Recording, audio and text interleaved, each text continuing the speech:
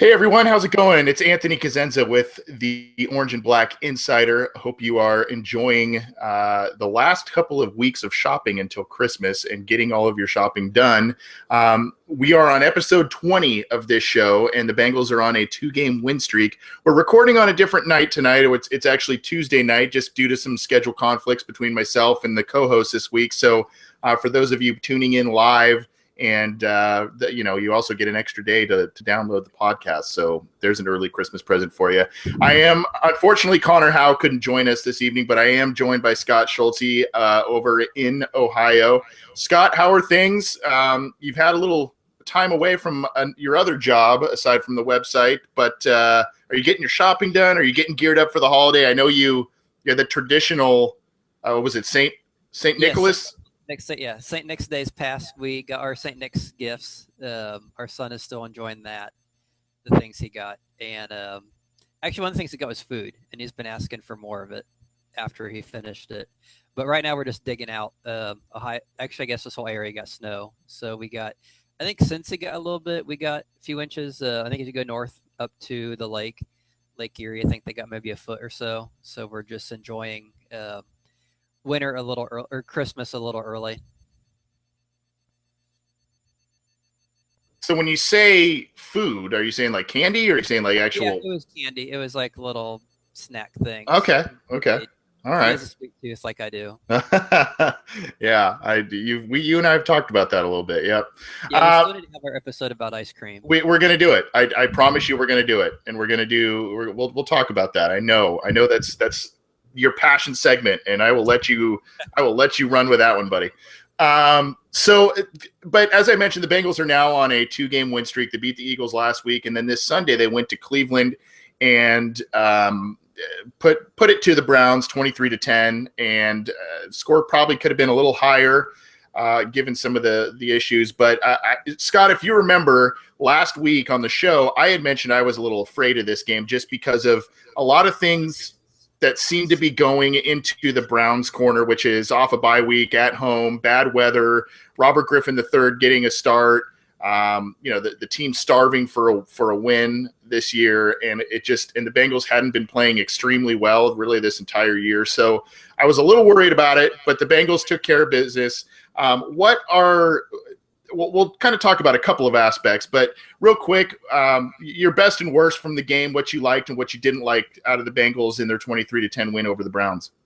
Well, I think one of the best things I liked was kind of the thing you had talked about last week regarding how all the indications seem to be this could have been a trap game, could have been where something snuck up on them with AJ Green out, the Browns having Hugh Jackson. It just seems like the kind of game that if they were to lose one on the road, sometimes they struggle with those kind of games where you expect they should win.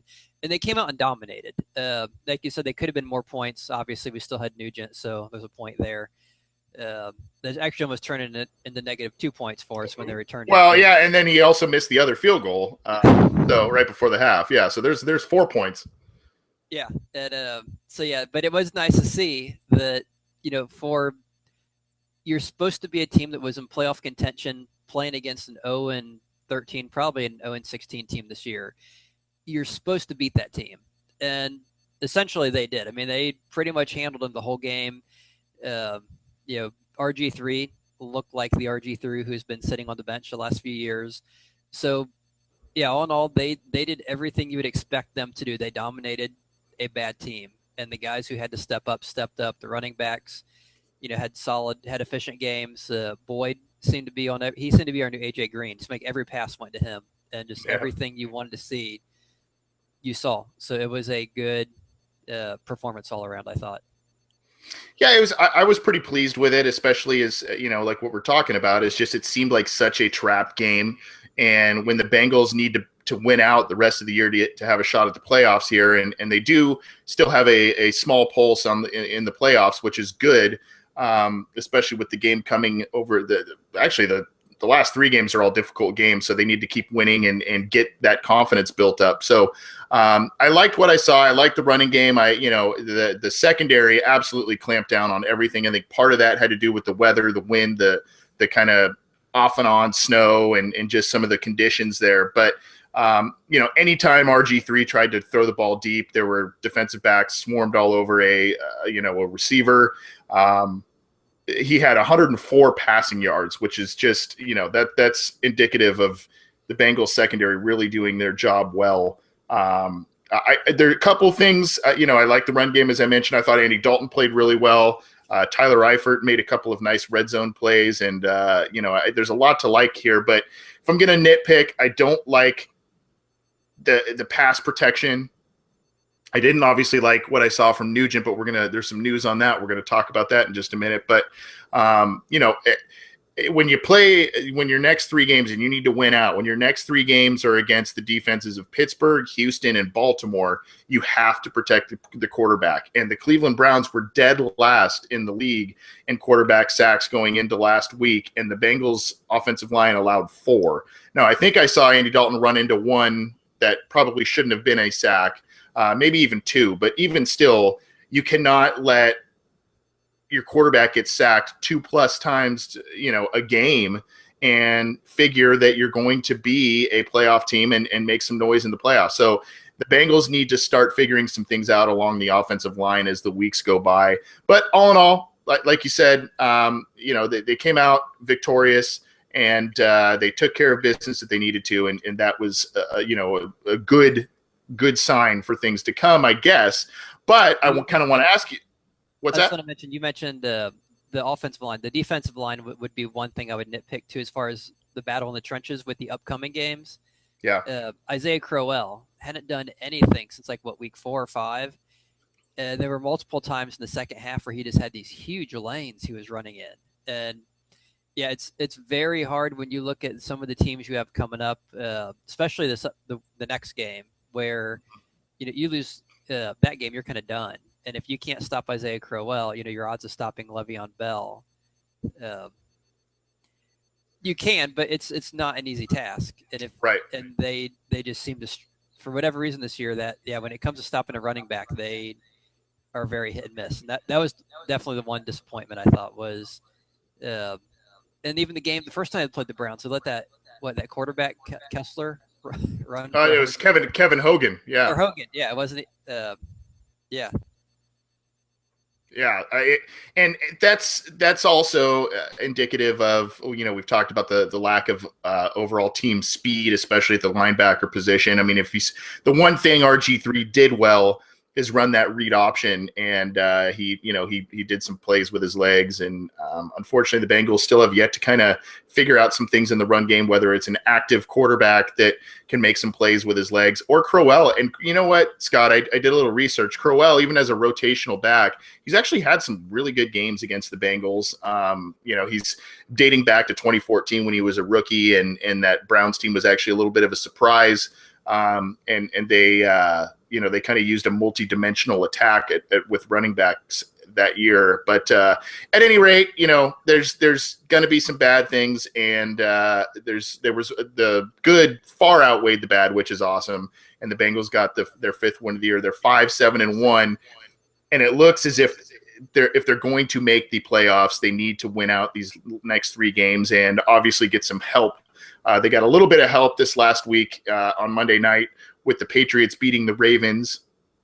They did not get help from the Buffalo Bills as they lost to the Steelers, the team the Bengals host this Thursday, and we'll be previewing that game in just a little bit here. That being said, real quick, Scott, the Bengals are on a 2-game winning streak, and I believe I don't have the records in front of me, but it's against the Eagles and the Browns. I believe obviously the Browns are winless, so they don't have any wins, but I think the Eagles have 4 or 5 wins currently. I think teams are 5-21 combined.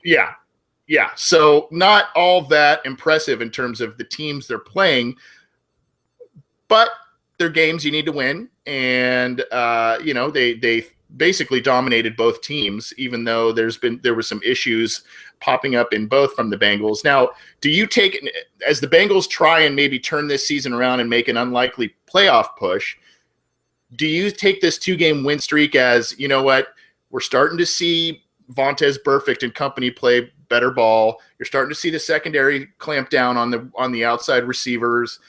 There's a little bit, it's still not that great, but there's a little bit better pass rush over the past couple of weeks. Are you seeing this 2-game win streak as a sign of, you know what, they very well could win out and sneak into the playoffs? Or is it just kind of like, this is vintage Marvin Lewis getting some decent wins at the end of a year that seems to be somewhat lost, and they're the games you're supposed to win, be it, you're being favored, and they're at 10 a.m. on a Sunday afternoon, 1 p.m. Eastern on a Sunday afternoon. Is it just they're winning games they should win, or is this, hey, we're building momentum and we're going to make a push here?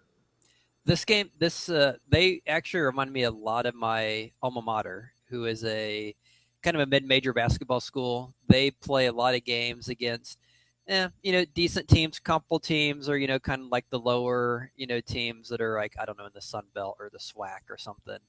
And, they beat those teams by like 20, 30 points. And you're like, yeah, these guys, we finally got it together this year. We're doing some good stuff. And then they'll play a team who is a little better than them. But you're, okay, we're 15-2 or whatever. This is a team we're going to beat. They just look like a totally different team. They can't rebound. They can't hit free throws. And and what you see with a lot of anyone who follows college basketball at the mid majors, once they face those big schools, you get your big upsets, but a lot of times they just don't have their best games. And what it is they're just facing a different level of competition. And with the Bengals, a lot of people were saying even at the beginning of the year, the middle of the year, their schedule's very front loaded. They have a lot of tough games early on.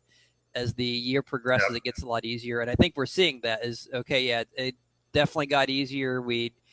Unfortunately, we didn't win all those games that we were supposed to, that were a little easier, but at least, we've won the last two. And so it's nice to see that, yeah, you are beating the teams that you definitely should beat. You should have beaten some more teams you should have beat, but at least you're beating some of them.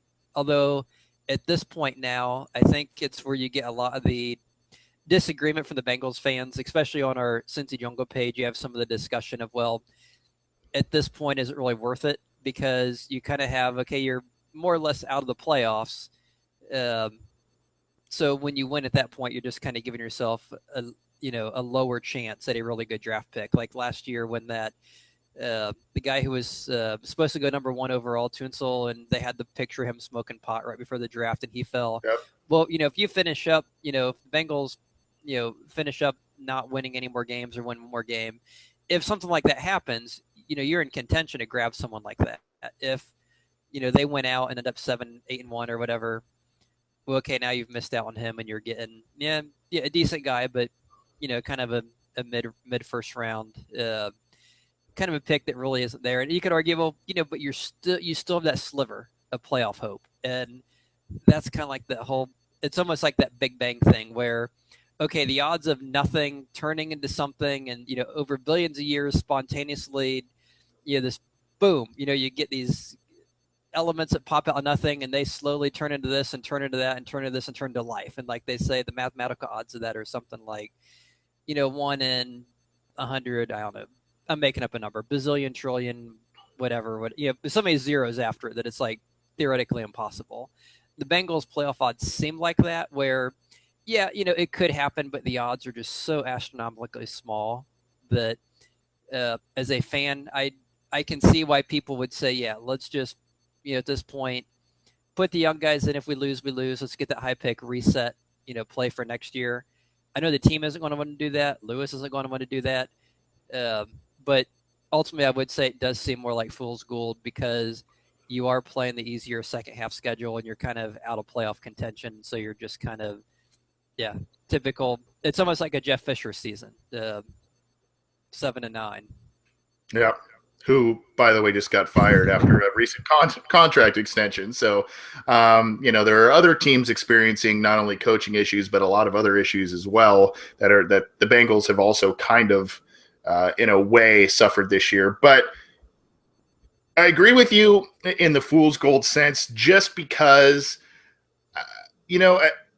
these are games they should win, as we mentioned, but I just wonder now if they kind of feel like, what, even though I'm just kind of curious of what their mindset is, in that locker room. Is that locker room and the coaching staff saying, you know what? We went out, we get a little help, we're in, and we're really fighting to do what we can to make the playoffs?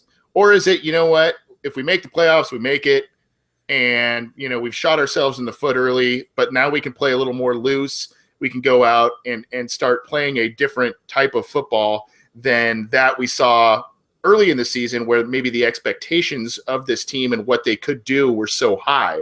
An encouraging thing is that AJ Green might be coming back this week or very soon, which he's slated to practice this week, which is good. So I don't know. I see both, like you. I see both sides of the argument. I see a team that if they end up winning out, or come close to winning out, I would say it's not fool's gold, especially if two of the wins are against Baltimore and Pittsburgh.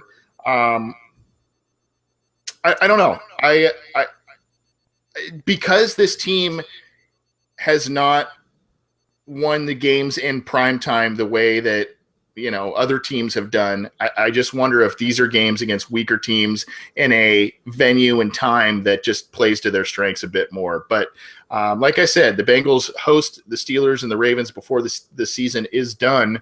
And if they can win those games, as well as those two games are sandwiched around a big Christmas Eve primetime game against the Texans, then that's going to be it'll tell a lot about this team. It'll tell a lot about this team. Thing looking forward is week 17. I think Cleveland is going to Pittsburgh, and if Pittsburgh wins that game, I think the Bengals are essentially done. So that's why I'm kind of thinking the odds are as bad as they looked against the Bengals in Cleveland. Anything can happen. The Steelers plane, if they take a plane for that short of a trip, the bus could get a flat tire or something on the way there. Right. And so they have to play they have to grab Kent State or someone to fill in for them. But barring something like that, it just seems like it's almost like the idea you're going, even if they run the table, let's say the Ravens fall flat, like a lot of people kind of figured they would because their schedule was very easy early on. And let's say Pittsburgh does lose the next two, that week 17 just seems like it. Yeah, that Steelers-Browns game, I think would be the one that you'd be putting all your hopes on and just win it. It's kind of like Empire Strikes Back. If you've ever seen Star Wars, the second, but the good ones. There's a scene when they're battling in the snow on the planet of Hoth at these rebels are just getting their butts kicked, and they're in the trench, and they're shooting their little ineffective lasers at these big Imperial walkers, and then they take the snow speeder, and it puts out the little tow cable, and it wraps the one down that falls over. And as soon as the one falls down, you're being attacked by half a dozen or more of these things. One of them falls down, and the guy's like, yeah, and they all jump out of the trench and run at this thing, which is totally absurd because, you still have a whole bunch of these other ones coming at you. And I think it's kind of like that I don't want to be the guy jumping out yeah, we beat the Browns. Yeah, let's, run. Let's, jump out of our safety spot, run through this open field, this clear targets as all these other things are just coming right at us. So I'm kind of the guy who's no, I'll just stay here in the trench right now and keep shooting because, I'm not quite ready to get all excited because we knocked one thing down. Right.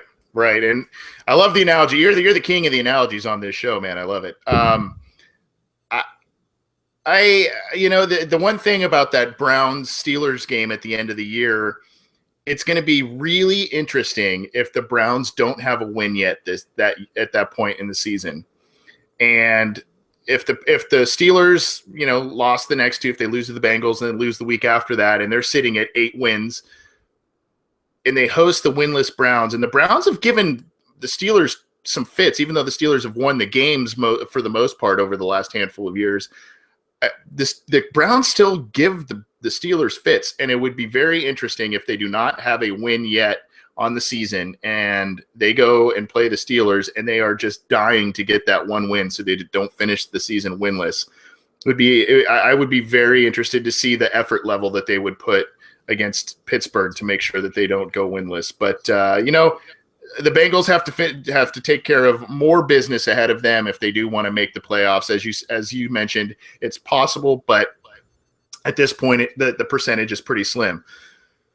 We're going to transition into some news and notes here in just a second, but if you are not downloading this show, if you're not listening to this show, you're missing out on Bengals talk and Star Wars talk. I don't know what else you want from this show. I mean, if you get both of those things in one show, that's got, I mean, for a lot of people, that's got to be just right up your alley. So download us on iTunes. We are there. You can also subscribe and download our content on YouTube and SoundCloud. We have channels there. You can get in touch with the show on Twitter at BengalsOBI. And you can also email us, theobinsider@gmail.com, with questions, comments, all of that good stuff. Leave ratings, if you will, on iTunes, YouTube, SoundCloud. We love to get some feedback, and we appreciate everyone who is not only, we've got some people tuning in live once again, and we appreciate them, as well as all of the interaction we've received through those platforms. And one other medium you can check us out on, as always, is through SB Nation's Cincy Jungle website. We're on there, and we tend to post the show there and then splice it up and throw a couple of different posts there. So check all of that out, if you will. We appreciate the support, and we'll keep feeding you content as long as you guys want it. So once again, appreciate it. That being said, Scott, some major news hit the Bengals, aside from AJ Green potentially practicing this week. The Bengals finally made a move on Tuesday that a lot of people have been begging for and maybe even expecting for a long time, not only in 2016, but really over the past couple of years. Bengals kicker Mike Nugent has been released, and the team has signed Randy Bullock, a guy I believe they brought in for a tryout a handful of weeks ago after Nugent was already struggling. So aside from getting your general thoughts on the move, Scott, I just want to point light on some things that have been talked about with this move, okay? So when the Bengals went through a really tough patch this season, we're really looking at weeks 8 through 12, and obviously there's a bye week in there on week 9. So in weeks 8 through 12, the team was 0-3-1, okay? Obviously, the tie against Washington, you had an extra point missed by Nugent in that one. And a field goal missed in that one. So there's anywhere from 1 to 4 points that could have or should have been made in that game. Then you look at the loss in Buffalo. He missed 2 extra points in that one, and that was a loss 12 to 16. And then you look at the loss in Baltimore. He once again missed an extra point, and that's a 19 to 14 end result there. So, obviously those making those points and hitting those kicks changes game plans by a team based on, especially that Buffalo game. He hits both those extra points. The Bengals, when they're driving late, they're trying to get a field goal and not trying to get a touchdown. So, and then you look at the tie, that could be a win if he hits those kicks. So my question to you is, aside from liking the move and is it too late, my question to you is, do you blame almost strictly Mike Nugent for those losses because of those narrow margins and those kicks he missed? Or are you one of those guys that says, obviously it's a team sport, a lot of things happen in the game, and there's a lot of other pieces that contribute to a win or a loss? I definitely would fall in the second camp. There's a lot of things that play into, I think his inabilities definitely have been a key attribute in that, but I can't say it's just that. And even if you go back to that game against Carolina a few years ago, I thought after that game, when he missed the kick and that led to the tie instead of a win, that would have been the thing that led him where they said, okay, it's time to move on, because it wasn't like he's been a great kicker for the Bengals and just got bad this year. He's basically, after his first year, he's basically been a 79, 81% field goal kicker, kind of below league average. So you'd think, every year, I think people kind of figured, okay, this is the year he's gone. This is the year he's gone. Or this is the year we're bringing in an actual person to compete with him. And usually the guys that would bring in to compete were undrafted free agents, but from college, but usually not even like the top tier. They'd be like the second level guys, like the guys who, weren't even really considered to be draftable. But like the Tom Oberskis and some of these folks, that Zach Hawker, that, weren't considered the top 5 or 6 kickers that year, but just someone they're bringing in, or John Brown, who had never kicked in college at all. So then most people, yeah, we're just going to, Nugent's our guy. We're just going to bring someone else in just to have someone there to kind of save his leg during preseason or whatever. So I think there have been so many times where you would have thought, this is the time we're getting rid of him. And even a few weeks ago when he started missing all his extra points, okay, now they're going to get rid of him. Nope, he's our kicker. And then the week after that, the week after that. Yeah. And so by the time they finally get rid of him, I think most people were just so amazed that when I first saw it, I thought it was kind of a joke. I didn't believe it. I thought someone was just, I thought the headline was, should they cut him or they should cut him? And then I realized, oh, wow, they did. Because, you can only see that so many times before you just figure, well, they're just never going to get rid of the guy. I think the same thing with Marvin Lewis, too. I think we've talked about this the last couple of weeks that neither me or Connor expect Marvin Lewis to be let go. And if he were to be let go at some point in the next month, I think we'd all be surprised just because you just don't get that impression from Mike Brown that that's ever going to happen. So, yeah, I'd say it definitely seems like a move that they had to make, only because you just can't miss, that many kicks. And it's interesting. I've heard some people talking about like the pros and cons, and one thing that kind of troubled me a little bit was when Marvin Lewis mentioned it. He talked about how difficult of a move it was to cut the guy.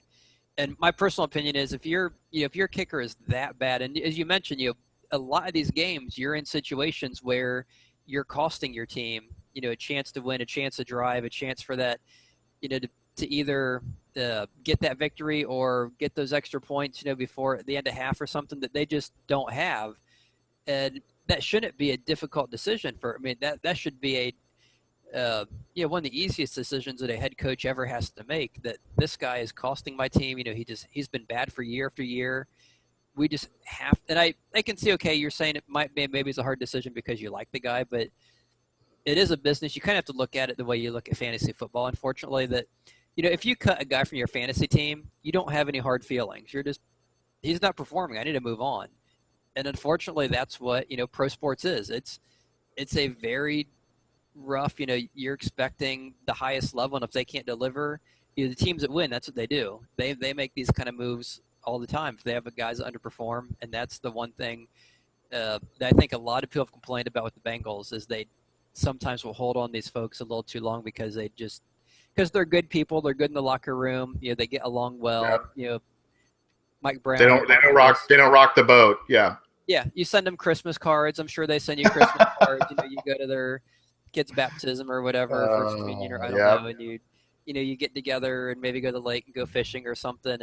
But at the end of the day, that's not what a football team is.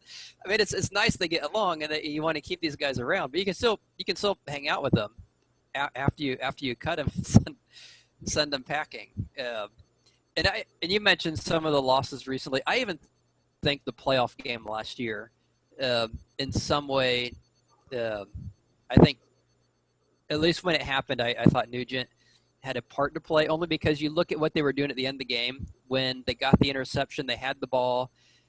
They're up by a few points. A field goal would have put them up by a touchdown, or where Pittsburgh had to go down and score a touchdown. They were right around, I think it would have been like maybe a 45-yarder or something like that. And if you had a good kicker, okay, we're just going to we're going to milk the clock. We're going to try to, get the clock down to about as low as we can. We're going to try, get it down to where maybe it's like a long 30-yard field goal. Instead, because you have Nugent, you can't do that. You have to be more aggressive. You have to try to get those yards. And so that was what Hill did. We know what happened after that. But I think if they had someone like a Justin Tucker or Steven Gostkowski, it would have been a different play call, possibly a different strategy, and they could have played for the field goal in that situation, and not felt they had to get the extra 20 yards or whatever to get in Nugent's range. Mm-hmm. Mm-hmm. The one thing I will say is the guy they grabbed kind of surprised me. Bullock. I personally, I would have preferred one of the undrafted guys, like that Karimi guy from UCLA, or Martin from Duke, or the guy who I really liked was Craddock from Maryland. in the last draft. So I thought one of those guys would have been a nice choice because it's a chance to look at, when you're 5-7-1, it's a chance to look at your younger guys, kind of what we're doing with Boyd and Core. Yep. Look at a younger kicker, see what he can do. Instead, they grab a retread, a guy who wasn't really that spectacular at Texas A&M. Never had the long. I think he only had one field goal, around 50 yards his whole career in college. In the pros, I think he hasn't had a 50-yarder since his first or second year with the Texans. He's been decent, not great, and unfortunately, it seems to be a Bengals type of guy. Yeah, a Wallace Gilberry kind of a guy. Yeah, he's decent, not great. We know what we're getting with him. And if they were, 10-5, I think that'd make a lot of sense. But when you're staring at the record they have, that's the one thing I would have preferred to see is someone maybe a little less proven with a little more upside. So I'm going to ask you a question on that in just a second, and it was a question I had, and Andrew in our YouTube chat room was reading my mind on this one. But before I get to that question, I just have a couple of overarching thoughts just about this move and kickers in general. And you make an interesting point, Scott, about the undrafted rookie free agents and maybe test a guy that doesn't have pro experience. One thing that sticks out to me, both with Nugent and his tenure with the Bengals and them signing Bullock, is there's this weird thing in the NFL, this stale stew, if you will, of kickers that just keep getting recycled through all these different teams. And some of these guys are not even that great. They've had flash in the pan seasons. They've been, like Nugent himself, I believe was a second-round draft pick years ago. It's just, to me, I don't understand why there isn't more of an influx of these young legs. Now, I get, the pressure and potentially that, if they're 20, 21 years old when they enter the NFL, obviously they may have some physical growing to do and some leg strength issues, whatever. But it's just weird to me that there's just this weird recycling situation that happens with these kickers, including Randy Bullock, the guy the Bengals signed in place of Nugent. The other thing that sticks out to me is, I'm going to kind of piggyback on what you said, Scott, with the Bullock signing. That is very, very much a Marvin Lewis, Bengals, stick in the comfort zone, get a veteran guy that you know what you're going to get from, as you said. I guess he's probably one of the best of what's left out there in terms of veteran kickers, but there might be a hidden gem out there that is the next Justin Tucker and one of these young guys that you mentioned. And, they also had a chance to get Kai Forbath weeks ago when they brought him in for a tryout. And that was one of the guys that I really liked of the group that they brought in. And the Vikings, who had kicking issues and are looking to make the playoffs, pounced on him. And they pounced on him at a time that they needed to. So that leads to my question, and the question also provided by Andrew in our YouTube chat room. What do you make of the timing of this move? Because I think obviously there's one mindset that says, well, now that they've won the last two games, they really are in playoff push mode, and now they're kind of saying we can't sacrifice more points in any of these games coming up if we want to make an improbable push to the playoffs. Or do you say, based on some of the stats in those games in the middle of the season I gave you earlier, do you kind of say this is too little too late? Definitely there's two ways they could have approached this. I think one is if you said, okay, the season, yeah, we're kind of out of it realistically. This guy's obviously costing us much more than we're getting from him. We just need to move on. But I think if you're in the position where you kind of resign yourself that, yeah, we're not really in the playoff hunt, which I think realistically they probably aren't. I can't imagine you cut him and then just grab a guy who is Nugent 2.0, guy who isn't having as horrible of a season, who doesn't have as bad of a track record, but isn't exactly, a guy with a huge upside. He's, kind of a journeyman that's kind of bounced around, and almost kind of reminds me when they grabbed Nugent the first time. And I just kind of wonder, and even Shane Graham was kind of like that. Guys who had kind of been around, no one really wanted, and they just kind of stuck. Nugent had a good very first year with the Bengals. He turned that into a 7-year career, and based on one good season. And Graham obviously stuck around for a while. He had a guy who'd been in the league before he got the Bengals and had kind of, I think he had been cut, kind of bounced, ended up with Cincinnati. And I don't know if they are just expecting that. Yeah, we'll just grab another veteran and hope it kind of sticks. And I will say, if you remember when Nugent got hurt a few years ago, they grabbed some guys mid-season. They grabbed some horrible, just one guy. College. Not to interrupt you, but one guy they did get, and one I think Nugent had 2 seasons where he ended the season on IR. If you remember, Josh Brown was one that they brought in, and he had an incredible season for them. Now we know that we now know. Yeah, we now know. Who the kind of guy Josh Brown is, given some reports that are out there. But I mean, from a kicking standpoint, he really helped the Bengals out a lot in Nugent's absence. But I do know, if you remember this name, Clint Stitzer was a guy I think that they brought in. I think was he the one from Ohio State? I don't remember exactly where he went, but that guy from Ohio State, I think, too. And Petton, They were both unproven guys, and I think that might have played into it. If you look at, whenever we bring an unproven guy, or when they draft a guy, they drafted Neil Rackers, Doug Pelfrey. They were horrible. So I can see why Mike Brown would be scared of wanting to bring in an unproven commodity, because every time he closes his eyes and reaches his hand in that bag, it just, he grabs nothing of any value. And they have had some success grabbing a retread. Although that being said, they someone like a Bullock does have a limited upside, doesn't have a booming kick. I'm trying to think of. He doesn't have a good track record with long field goals, I guess would be what I was trying to say. And so you kind of know that he's kind of been around, had trouble sticking, and you kind of wonder, do they think they're in a playoff hunt? Because if they weren't in a playoff hunt, I would have liked to see them grab one of these Ross Martin type of guys who didn't make a team, or heck, even that Kick-alicious guy from a couple years ago. Just something, someone with some upside, just to see, why not? I mean, at this point, you're just trying to see what you can find.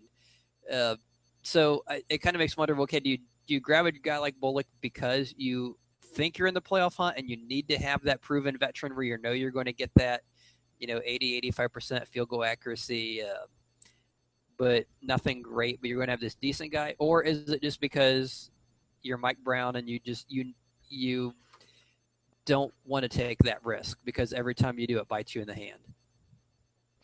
Yeah, I'm with you on all of that. I do think that I think both it is too late, or it's later than it should be when this move has been made.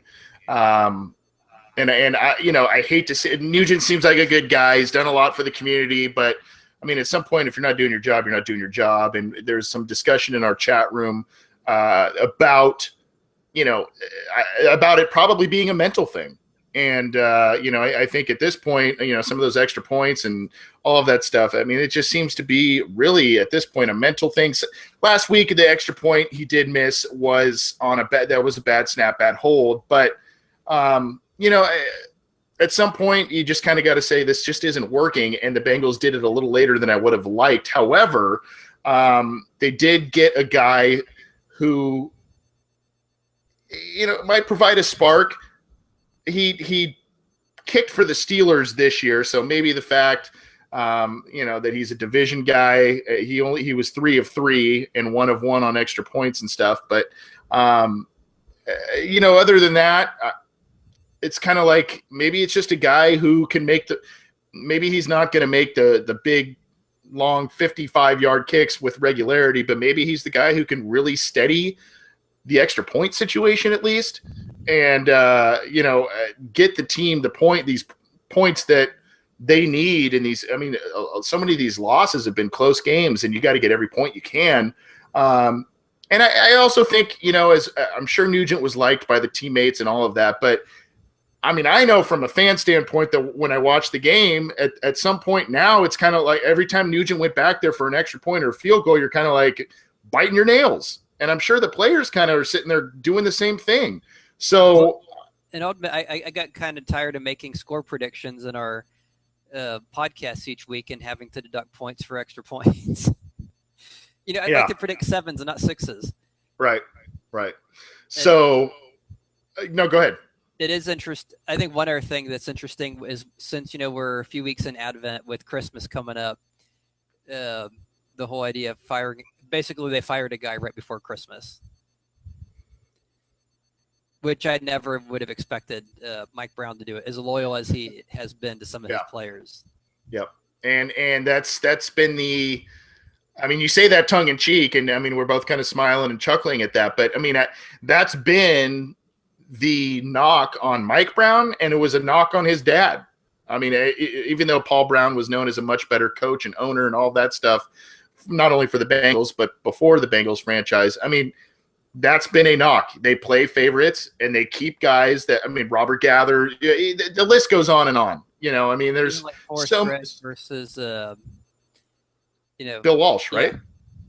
Yeah. I mean, the list goes on and on and on. I mean, it's just, that's kind of how this franchise operates, and sometimes it works out great for them, and other times it totally bites them. And I mean, this is probably the longest conversation ever in recorded history about a kicker, but it's been such a hot button topic, really for the last couple of years.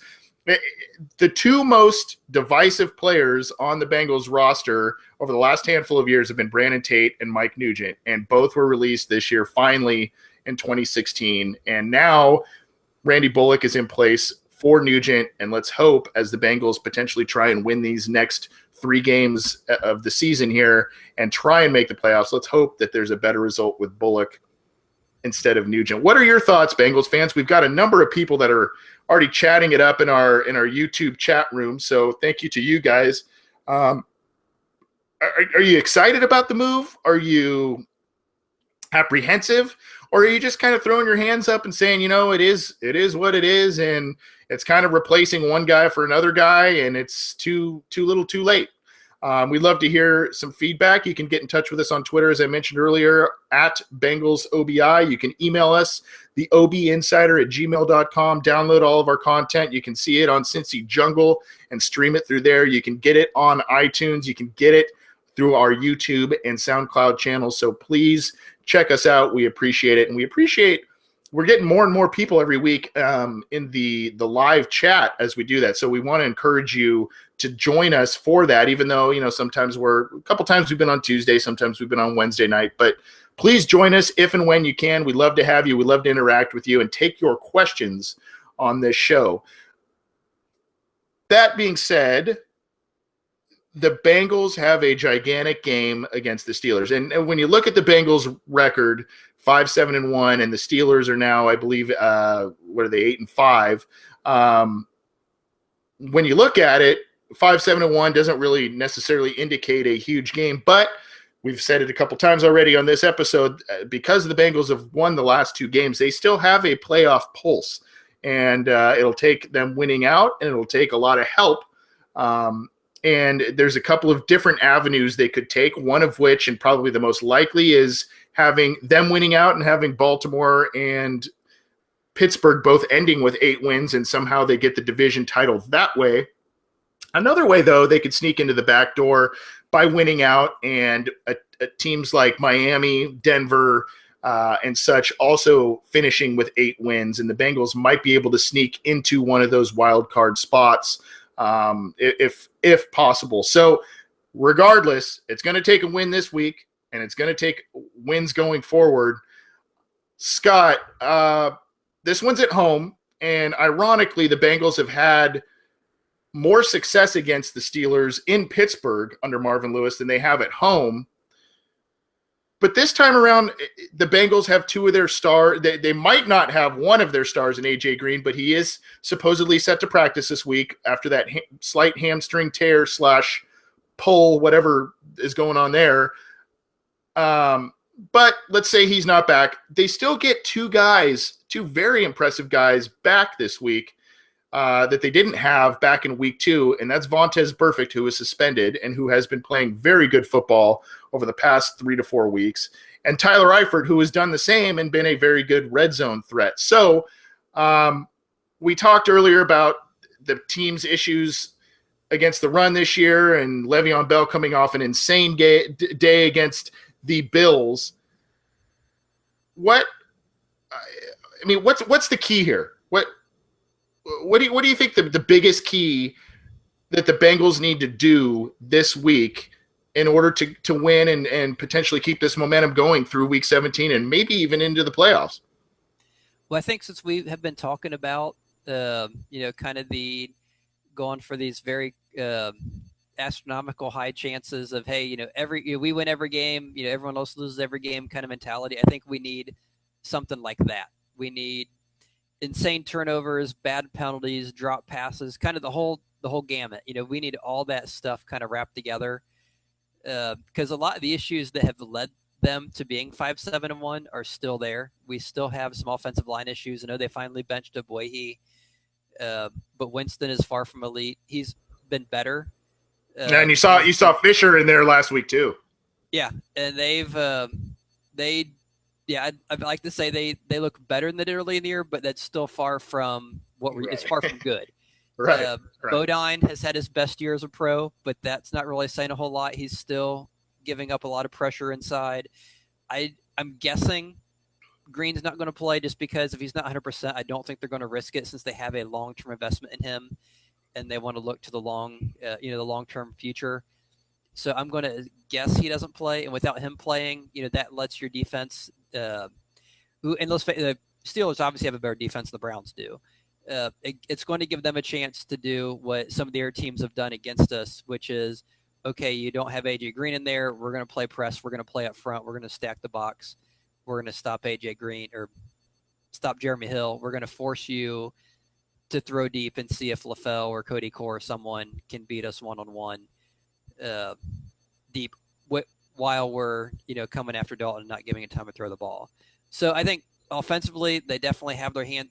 It's going to be a big challenge for them because I think the defense is probably going to be focusing on keeping Burkhead and Hill at the line of scrimmage, probably holding them down, and then you get to the other side of the ball, defense, and if they can stop us from moving the ball offensively, all Pittsburgh really needs is 7-10 points, and then we're playing catch up the whole time. We're not able to force them into situations. They can dictate when they run, when they throw. Bell has done very well against us. Amazing that we shut Antonio Brown down last time, but the odds of doing that back to back are possible. Our defense is playing better. I wouldn't expect Pittsburgh to score a ton of points. I just think we're going to have a hard time scoring enough. And you'd mentioned Eifert, and I'd actually looked it up earlier in the week. Eifert has, for whatever reason, has never had a good game against the Steelers. That's one of the teams that even last year when he had his breakout year, his 2 worst games, I think, were the Pittsburgh games. They just seem to do enough to contain Tyler Eifert. It's doable. I just see a lot of the problems that have been there all year are still there.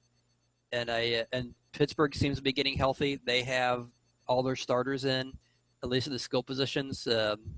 Bell had missed quite a bit. This is his first game since he went out with the injury last year against the Bengals. So you figure he's going to be motivated going up against Burfict, going up against the team that ended his season last year, kept him out of the playoffs. So there just seems to be a lot. It's winnable. I just see a lot of issues that have to be overcome. I'd love to say there's one thing that we can do. I just don't know if I see it. I will say you bring up Antonio Brown, and that's a great point. I will say that for some of the struggles you've seen from Dre Kirkpatrick and Adam Jones this year, they've actually played very well against divisional receivers. There haven't been too many of this year. They've played the Browns twice, and then the Steelers and the Ravens once apiece. You mentioned Antonio Brown. Though the Steelers won that game, he had 4 catches for 39 yards. Not a big deal in that one. Baltimore, I don't think anybody cracked the 60-yard mark, though, Flacco spread the ball around pretty decently. And then much has been made this week about Jones and Kirkpatrick and their great handling of Terrell Pryor, who's kind of become a breakout player of sorts for the Browns. So, you look back to 2015, you see week 8, the Bengals lost that game, but Antonio Brown, 6 catches, 47 yards, did have a touchdown. Again, not that impressive aside from the touchdown there. Another one, he had 7 catches for 87 yards, decent day. And then he did have a pretty good day in the playoff game in the rain, 7 catches for 119 yards, no scores though. So I have an utmost respect for Antonio Brown. I mean, I think if you mentioned like the top 5 wide receivers, AJ Green's in there, as is Antonio Brown. So I have a lot of respect for him, but that's not so much exactly what I'm worried about in terms of what the Bengals need to achieve. I feel like Kirkpatrick and Jones have a pretty good pulse on how to handle some of the divisional receivers, even great ones like Antonio Brown. But, we've seen him return punts for touchdowns against the Bengals. We've seen him do all kinds of different things over the past handful of years. He's still obviously a big threat. I think for me, it's always trenches. And we talked about the Bengals giving up 4 sacks against the Browns, who had 19 all year going into last week. That's unacceptable, even though the offensive line did a very good job in the run game. On the flip side, the Bengals had 3 sacks last week, but the pressure was kind of inconsistent. They need to be able to get into Ben Roethlisberger, and I know he can kind of, even though he's a bigger guy and he's older, he can still move around and play that backyard brand of football. I think the Bengals need to get in there, hit him, and fluster him, because no matter who you're playing, whether it's Tom Brady, Ben Roethlisberger, or any other great quarterback, if you're able to pressure and sack a quarterback consistently, that's going to be key. And the Steelers' offensive line is pretty good, especially the interior line. They have David DeCastro and Marquise Pouncey is, in that interior of the line. So they've got some good players in there, but the Bengals have some good players on their line too. They just need to have some consistency. And that, to me, the line plays is huge. I mean, you can talk about Le'Veon Bell. I don't see a day, knock on wood, I don't see a day like he had against the Bills with, almost 300 total yards, 220 of which were rushing. So I don't know. I think that the trenches is where this needs to be won. And I think even more so, I think the Bengals offensive line is more important than their defensive line. Do you agree or disagree with that, Scott? I'm going to say yes, only because if you look at the last 15 games the Bengals have played Pittsburgh, this is something I was looking up because I was trying to allude to it, but I didn't have a number in front of me. The Steelers defense has essentially shut the Bengals down. So they've scored 20. The Bengals have scored 21 points or less every single game for the last 15 matchups. Last year, when their offense was, one of the best ones in the league, we scored 16, 16, and 20. The year before, 16 and 17. We just don't seem to score a lot of points against Pittsburgh. And that's why I'm saying, all Pittsburgh really needs is a couple scores. And as much as our offensive line struggled, that could be the game. And so that's why I would totally agree and say, yeah, we need the offensive line has to step up. Winston, Fisher, whoever's in there needs to get protection. Bodine needs to look, at least league average. Zeitler and Bowling have to do their part. Whitworth, they have to play as a full cohesive unit for 60 minutes. No silly penalties. No, getting blown off the ball. No letting backups look like the next Reggie White. Right. If they want to have a chance, they need to get some points on the board. Not that we're going to be in a 30 to 40 shootout, but we need to get more than 7 or 10 points. So Yeah, I mean, obviously you can't, especially at home, you can't score a minimal amount of points against the Steelers and hope for a win there. Do you have a prediction for this game, Scott? Do you have a score prediction? Not yet, but I'll wing it, and I'm actually kind of relieved I don't have to use a 6. You don't have to take exactly. I was just going to say extra points hopefully are not going to be an issue. Now, in our for the people who follow us on Cincy Jungle's site, Connor does a weekly post where we pick the games each week. Right now, you are in first, and I am in second. Yep. Like a dozen people. So if only we put money down, man. I have a little work to do to catch you, and I think you picked the Bengals, so I picked the Steelers because I need to pick something a little different. If I pick every game you pick, I'm obviously not gaining any ground. So I had to go different. I had to pick Pittsburgh. So I have to stay consistent and give a score that has them winning. So I'm going to say the Bengals 14 and the Steelers 17. I'm going to say it's a very close defensive. I'm giving us 7s for the touchdowns. I'm going to say somehow we probably manage to get a couple. Like I said, Eifert has struggled against them. I don't think Green will be in. And I think they're going to be playing, really tight in the box to shut Hill down. But I think somehow we will manage to get through, score a couple of touchdowns. I just, since I picked them in our staff thing to lose, I have to have a score that has them losing. So this is the difference between you and I, my friend. You are consistent and you stick to your guns. And anybody who listens to this show and or reads my stuff on the website knows that I waffled last week on the picks, the weekly picks. I picked Cleveland just because I was really freaked out about that game, for right or wrong. I was really freaked out about that game. But then when I did my game preview on Cincy Jungle, I actually picked the Bengals to win. So that way I can't be wrong, really, right? I mean, it's just because I got a game closer. There you go. Yep. So one of the things I think that plays into the obviously would play into the Bengals' corner is AJ Green being back, and we talked about him practicing. We'll know more Wednesday when practice concludes, but good old Marvin Lewis and his verbiage and the way he talks to the media, he said that Green's chances of playing on Sunday against the Steelers are quote unquote partly sunny. I guess before he had said the week before it was partly cloudy, quote unquote. I mean, whatever. But I think that with the Bengals, with the severity of Green's injury being less than what has initially been thought, knowing the competitor that he is, and knowing I'm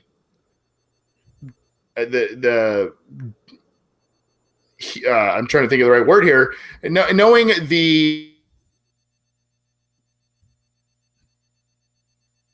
magnitude plays, and whether it's start and play all the snaps, whether it's in a limited basis, I think he plays. Then you have him, you have Burfict, you have Eifert back. Even though, as you mentioned, Eifert has not had the greatest of days against the Steelers, I still think if you have him and Green out there, you have Boyd, who's really come alive over the last handful of weeks.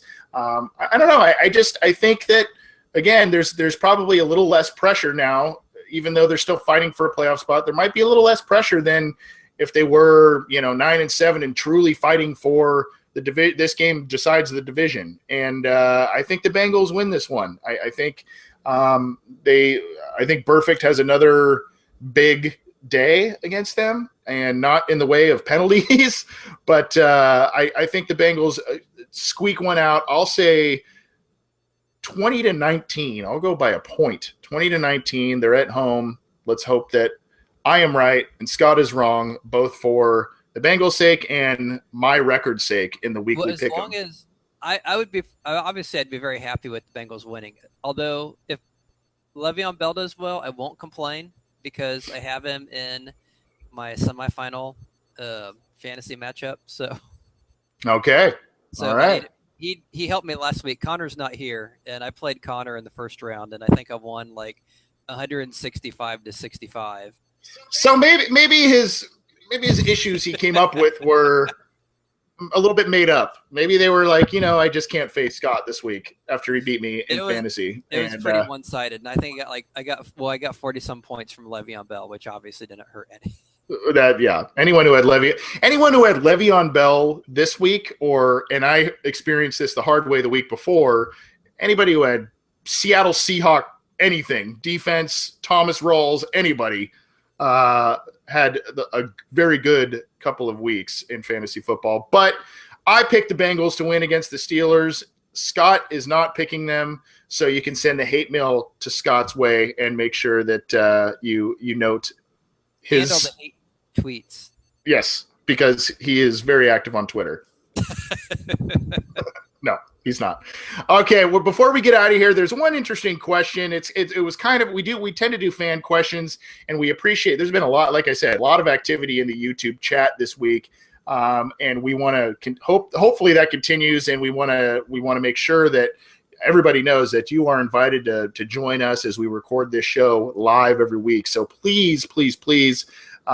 Subscribe to our YouTube channel and check us out on Twitter, as I mentioned, because that's where we put the link for you to join us. So please do so. But one of the things we talked about in the chat room last week, and one of the things I've been kicking around over the past couple of weeks, unfortunately, for the optimists that really think the Bengals could make the playoffs, again, still a possibility, but for those who are wanting the Bengals to make the playoffs this year, this segment might be a little bit of a sour taste in your mouth because we're talking about the future in the form of the 2017 NFL Draft.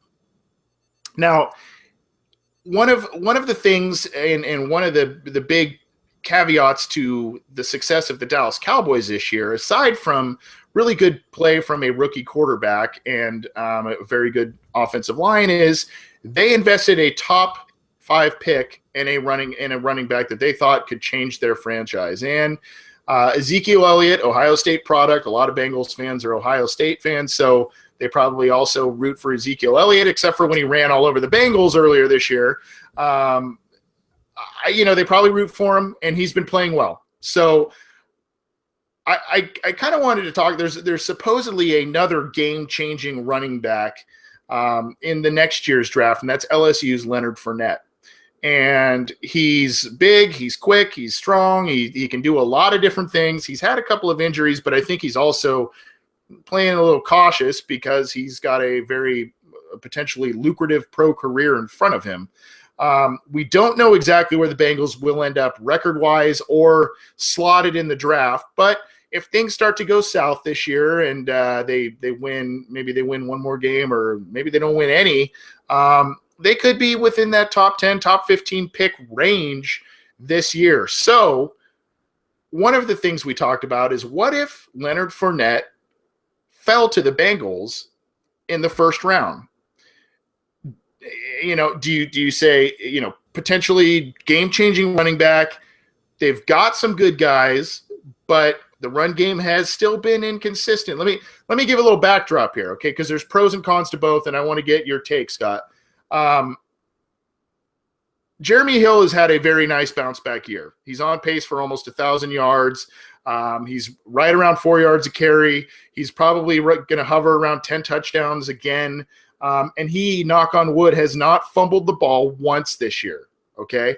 And that was a big knock. The yards per carry and the fumbles from last year was a big knock. However, Hill has only cracked the 100-yard mark twice this season, and it was against the Browns both times, which kind of leads you to go, well, unfortunately, that's the Browns. So, do you say, okay, Jeremy Hill still good but inconsistent? Jeremy Hill has a nice bounce back year. You still got Giovanni Bernard coming back next year, but he's coming off knee surgery. You got Rex Burkhead, who's potentially out the door in free agency next year. So there's a lot of moving parts with the running back position, and I think a lot of people really like the duo of Giovanni Bernard and Jeremy Hill, Scott. But if Leonard Fournette is there, even if you need a pass rusher, even if you need even a right tackle, you need a speedy linebacker. If Leonard Fournette is there, especially if he falls 5 or so spots lower than he's projected, If you're the Bengals, do you pounce on him? I think when I first saw this question, and this might show where my mindset is, the first thing I thought of was purgatory. And the whole idea that there's this thing out there called purgatory, and there's like one definition, like what purgatory actually is. And so you could like, go to like the Catholic Church or whatever and see what it actually is. There's a lot of people who have this mistaken notion of what it is. And you get like a lot of interesting movies and a lot of interesting descriptions from people who just kind of make up like, oh, here's what I think it is, but don't really know. To me, that kind of reminds me of running backs in the NFL, where there's a lot of people who look at running backs and their statistics and performance and tend to put it a lot more on the running backs than I think it actually is. I think deep down, the true success of a running back in the NFL is the offensive line. If you have a stud offensive line, you're going to have success. We've mentioned Ezekiel Elliott. The year before, Darren McFadden came out of nowhere and I think had like 1,000 yards and 8 touchdowns for the Cowboys. If you put him on the Rams, he probably would have had 400 yards and 1 touchdown. So I think a lot of running back success has to do with how good the offensive line is. And I think if you put Fournette on the Bengals offensive line with the struggles that we've seen from Fisher, from Bodine, from Obuehi, I don't think you'd have the same Fournette that you would have if you had him on the line. The Bengals had 7-8 years ago when Rudy Johnson was rushing for 1,400 yards. And we had guys like Bobby Williams and Willie Anderson, Rich Bram. You get those kind of guys. Yeah, Fournette would be a huge addition. I just unfortunately think with the offensive line we have, I don't know what he'd be able to do, because I still believe in. I think if we had a better line, I think Hill would be a lot better. If you could give him some initial holes to start out, I think he would have he'd be much more like the Jeremy Hill we saw the second half of his rookie year. So I'd be much more inclined to pass, even if he fell to us. And I'm a big believer of best player available drafting, but within reason. Like I wouldn't take a kicker or a punter in the first round. I wouldn't take a long snapper. I guess I'd have to be convinced that without improving the line, he could be a difference maker. And I don't quite know if he is that guy or isn't that guy. I'd be much more inclined to go after, someone in the trenches, which has kind of been the theme of the episode. So for my money, I'd tend to pass, but just for those reasons. And they're good reasons. We've got some interesting comments and I'm going to throw out some stats here in just a second, but got some interesting comments in the YouTube chat. Andrew, who we mentioned earlier, says Fournette equals Gurley if behind a bad O line, and we've seen what happened to Todd Gurley as opposed to his breakout rookie year. You have K Rhodes in the chat also agreeing with Andrew on that sentiment. So let me throw out. Okay, so a lot of people, unfortunately, it's been a little bit of a down year for Fournette this year. He's missed a couple of games, but still has cracked this. He's at 6.5 yards per carry this year. He's played 3 years for LSU. And the big year was his sophomore year, in which he played 12 games. He had 300 attempts, 1,953 yards, 6.5 yards per carry, and 22 rushing touchdowns. But you look at his total, and granted, Jeremy Hill has one less year of college football than Leonard Fournette. Jeremy Hill averaged 6.2 yards per carry in 2 years with LSU, and he averaged 14 rushing touchdowns a year with LSU. Fournette is right there. He's at 13.33 rushing touchdowns average in his career, and he's also at a 6.2 yards per carry. So it's not to say that Leonard Fournette isn't better than Jeremy Hill, because he very well could be, and he could be more talented. But are you looking at a guy that is more of a Eddie Lacy? I mean, he's not as big as Eddie Lacy necessarily, but is he more of that type of guy, or is he an Ezekiel Elliott type of guy? And this team, we've mentioned, needs speed. It needs wide receiver help probably next year. It needs linebacker help. It needs pass rushing help. again, it kind of comes down to, we talked about this the last couple of weeks, Scott. It comes down to what the Bengals' strategy will be this next year in the draft. Are they going to do what they normally do? Yeah, well, yeah, that exactly. Are they going to do what they normally do, though, and kind of sit on their hands and say, let's let the best player fall to us regardless of position and go from there? And that very well could be someone like Fournette. Or do you think this year they maneuver? Do you think they move up, they move back, collect picks, whatever the case may be, and actually grab more positions of need? I think it depends on who the coach is next year. Yeah. We've kind of assumed Lewis is still going to be there. I think if Lewis is there, they do what they always do, which is they kind of stand pat. Let's say they end with like the 13th pick. They'll kind of sit, wait to see who falls at 13, and do that each round. If they make a trade, they'd probably do what they normally do when they traded down for Zeitler or when they traded down for Chris Perry, where they might trade down a couple spots. I don't see them trading up. Now, if you bring a different coach in, let's say he looks at the team and realizes, hey, we have some pretty good pieces here. We have A.J. Green, Andy Dalton, Tyler Eifert, Dunlap, Atkins, Burfict. There's only a couple pieces we need. And let's say we're sitting at 13 and a guy they really want is there at 9. We have those 4 extra compensatory picks, and I think which you can trade this year. Yeah. You can trade them this year. Trade them. So you're looking at your 7 picks plus your 4. So you're looking at 11 picks, and what we've seen, they don't really need 11 players, because half of them are just going to end up on the practice squad anyway. Because if Lewis had him, because they're not going to play. He wouldn't play a first-year guy. So yeah, I could see a different coach packaging them, saying, hey, here's someone we really need. Here's a defensive end that fell. Here's a center in the second round that fell. Whatever it is, that, hey, we need to move up. We need to get this guy.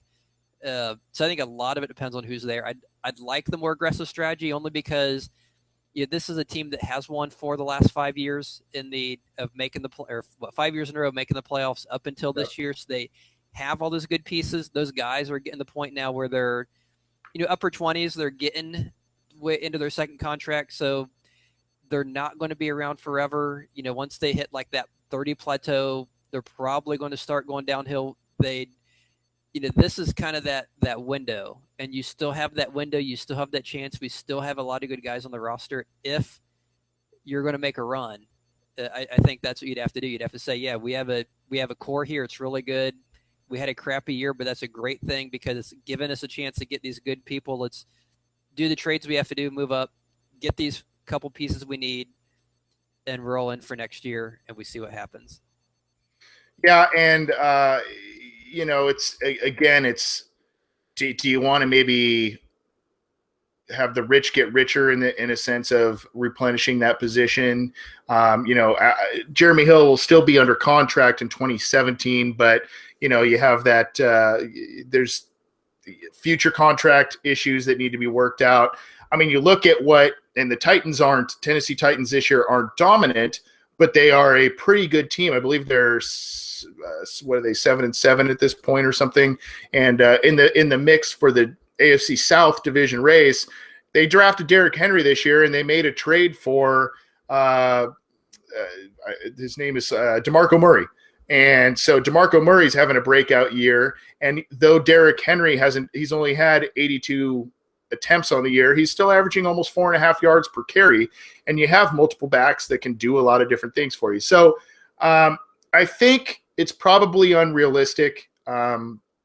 I think the Bengals obviously think Giovanni Bernard will come back with that knee injury and be okay. And I think they're probably a bit encouraged from what they've seen in a bounce back year from Jeremy Hill. So I don't think Leonard Fournette, if he were to fall to them, unless the Bengals end up having a late pick and it's way down like multiple spots, maybe they would do that just to get the best player available. But I think just with the need of speed at wide receiver, speed at linebacker, get some guys that can rotate in and get to the passer, I just think that they would I would think they would pass on that just from a logical and reasonable type of standpoint. But so over the last couple of years, we didn't think they might take William Jackson III. We didn't, there are guys that they kind of surprised us with a little bit. just because they were the best player on their board. And even though they didn't need that position, they grabbed him. So we'll see. But interesting topic nonetheless. We are going to get out of here, though, and we're going to end on that one. Appreciate all of you who tuned in live and stuck with us tonight. We missed Connor Howe. Unfortunately, he couldn't be with us. And, you know, I appreciate those of you who did tune in live, even though there was a little bit of a schedule change on our end. Scott, I appreciate you not tuning in, obviously, but hosting with me with the schedule change, and appreciate the insight, even though you think that the Bengals will not be victorious this Sunday. Although I think you had picked that a couple times in the past, so. I know. I'm just trying to villainize. I'm trying to villainize you and take the onus off of me. You know what I mean? So we'll see. You very well could be right, though. I mean, the Bengals. We all know. Oh, I know. I think everybody hopes you're not right. But even if that you know, even if it means they are or are not going to make the playoffs, I mean, it's just that's a game you just want to win always. And you know, it's Steelers week. For those of you going to the game, let's try and not throw beer bottles onto the field at players if it comes to that. Let's try it. Flexed out of prime time, didn't it? It sure did. Yeah, it was supposed to be Sunday night, so that's another thing that plays into the Bengals' corner. It is not on prime time. It is right there at 1 p.m. Eastern. So be safe if you're going to the game. Try not to engage with some of the Steeler trolls that might be there, because there's probably going to be a lot of them. They travel everywhere. And cheer for your team. Root for your team. Root for the Bengals. And let's hope that the Bengals come out victorious. For the Orange and Black Insider, I am Anthony Cosenza. Scott Schulte is my co-host. Again, check us out on Twitter, YouTube. Get in touch with us via email. You can check us out on SoundCloud, and you can also get us on iTunes if I didn't mention that already. And you can also check us out on Cincy Jungle. So please do all of that. We appreciate the support. We appreciate the people who tuned in live. You guys in the chat room were awesome. Let's hope we get some more even in the future as this program grows, which it has been. And Scott, thank you so much for joining me tonight. Who day, buddy? Who day.